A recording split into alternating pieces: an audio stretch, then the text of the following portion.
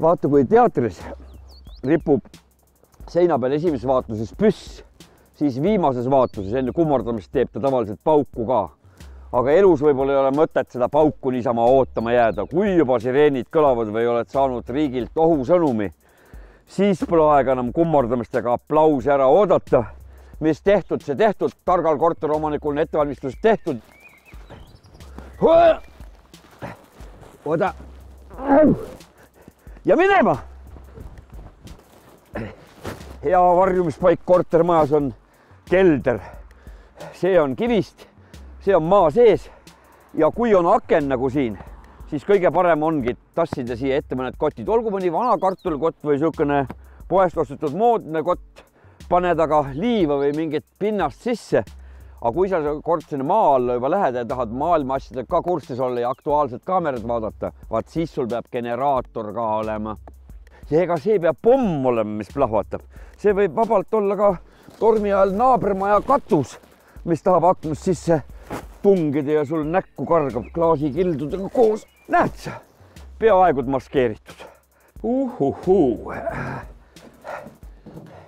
Mandril on igal inimesel vähemalt keldrivõti ka olemas, Hiiumaal pole seda muret ka.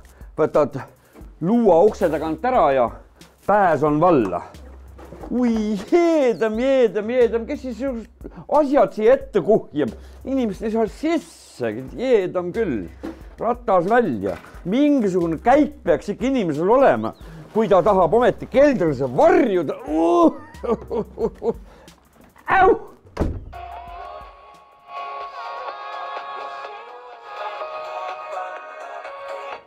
Igal kortermajal on õnneks kelder olemas, hea kartulit hoida, aga kartulitest jääb suure ohu korral väheks. Ühel hetkel on need ära söödud, mis sa siis teed?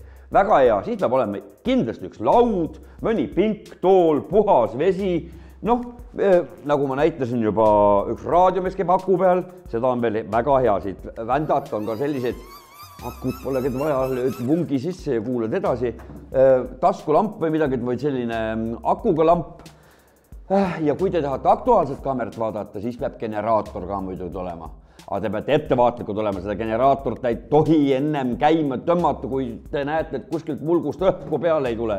Muidu lööte nagu suurt kirbud siin varsti sirrakil. Sa uuri järgi, kas sinu korteriühistu on võimalikuks kriisiks valmis? Pange peed kokku ning tehke ühiselt plaan, kuidas käitud ja mida teha, kui kortermajast kaob elekter, küte või vesi. Kas igal korteriomanikul on ikka keldrivõti, mis ka mõne ukse avab? Kas keldri ligipääsud on kõrvalistest asjadest tühjad ning keldrisse pole kuhjatud liigset prahti? Vaata lisa internetist, ole valmis.ee